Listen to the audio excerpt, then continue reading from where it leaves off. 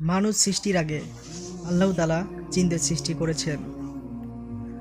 তারপর তারা ফিতনা ফাসাদ এবং গুনাহের কাজে লিপ্ত হয়ে যায়। তখন আল্লাহ তাআলা জিনদের হুকুম দিল, যাও তোমরা সকল গুনাহকারী এবং শিরিককারীদের ধ্বংস করে দাও। ফেরেশতারা জমিনে এসে পৃথিবীতে এসে তখন তারা তাদেরকে ধ্বংস করে দেয়। কিন্তু তাদের মধ্যে একটি জিনের বাচ্চা বেঁচে যায়। সে ছিল একা এবং ভয়ে সে কাঁপতে থাকলো। তখন সে একা একা কাঁদতে শুরু করলো। তখন ফেরেশতারা আল্লাহর কাছে বলল, হে আল্লাহ। তখন ফেরেশতারা আল্লাহ তাআলাকে বললেন, হে রব, এই জিনের বাচ্চার সাথে কি করা যায়? আল্লাহ তাআলা ফেরেশতাদের হুকুম করেন, তাকে তোমরা তোমাদের সাথে রাখো, তাকে তালিম দাও, শিক্ষা দাও। ফেরেশতারা তাকে তালিম দেন এবং আস্তে আস্তে ফেরেশতাদের চেয়েও সে বেশি জ্ঞানী হয়ে থাকে বা হয়ে ওঠে। তখন ফেরেশতারা আবার আল্লাহর দরবারে হাজির হন এবং বলেন, হে রব, সে আমাদের চেয়েও বেশি জ্ঞানী হয়েছে, তার ইলম আমাদের চেয়েও বেশি। সেটা আল্লাহ তাআলা শুনে বললেন, তোমরা তাহলে তার থেকে ইলম নাও। তখন ফেরেশতারা এজাজিলের জন্য একটি দোলনা তৈরি করেন।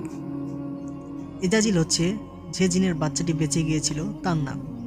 বন্ধুরা, তখন এজাজিল জিনের বাচ্চাটি ওই দোলনায় বসে ফেরেশতাদের ইলম দিতে শুরু করলো এবং সে হয়ে উঠল ফেরেশতাদের ওস্তাদ। কিন্তু এত জ্ঞান পেয়ে সে আল্লাহর শুকরিয়া আদায় না করে সে অনেক অহংকারী হয়ে উঠল। তখনই আল্লাহ হযরত আদম আলাইহিস সালামকে সৃষ্টি করেন এবং সকল ফেরেশতা এবং এজাজিলকেও আল্লাহ তাআলা হুকুম করেন আদম আলাইহিস সালামকে সিজদা করতে।